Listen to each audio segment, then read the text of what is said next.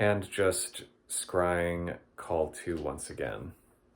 The angels are just bidding me to relax, so I do. With some deep breaths. And I'm feeling some energy about my crown chakra, and it is slowly making its way down my central channel. And as with, I believe it was the noon scrying, I'm seeing King Karmara and Prince Hagunel approaching. And they're just having me relax, and they're just sort of now going through my peripheral nervous system and just sort of working out some additional things that need to be worked out in my subtle body. And they're now focusing on the root chakra once again. Everything else they're saying is flowing pretty well, but there's something very basic at the root chakra that they're doing to the best of their ability to help me work out. And they're just pointing here and they're saying, as above, so below. And so that actually helps me to really remember that there's a reason my life, as stressful as it's been, has still been relatively smooth. And it's just reminding me of the orderliness of the heavens. And so that's really helping me to realize that here on Earth, we can actually make the same thing in a lot of ways. Through the divine guidance that I've gotten, I've been able to do that. So they're not saying too much else, but they are once again showing me a square of dots representing individual hearts, and that wrapping around into a sphere.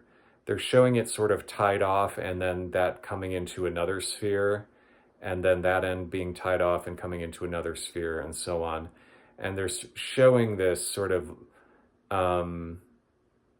they're showing this in the sense of time, in the sense of generations that sort of come and go. And they're showing those spheres, individual spheres. It's almost like a balloon animal, where the clown will sort of tie off one end and then make another end, tie that off, etc. But it's all kind of coming into its own ring. And they're just pointing at that and just saying cycles of history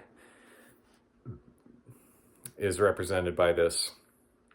And so with the work that we're trying to do, me and my cohort, really just trying to hold space to allow for a new direction, sort of helping us all to wake into the dream space that we're in, or conversely whisper the dream space into reality, to make things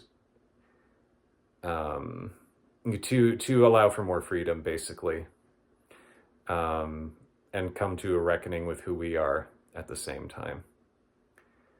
So this is wonderful, and they're showing me now that what we are actually going for is like an effect of coiling out the generations as opposed to a circularity of the generations.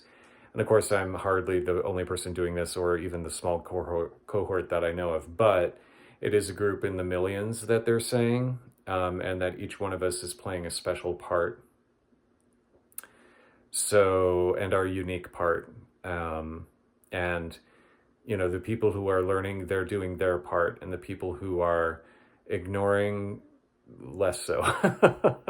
they're doing stuff, they're playing out what needs to be played out. Let's put it that way. But they're not, they're unaware of the level that they're at. And that's okay. They're doing what they can. That's all any of us are doing, really.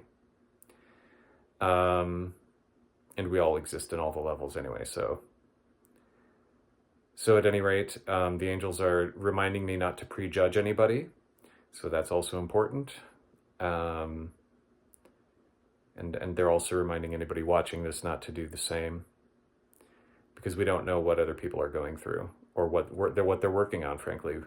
We have a very limited focus, and as the internet has shown us, we're not always ready to see and hear and listen to what other people are doing. Okay.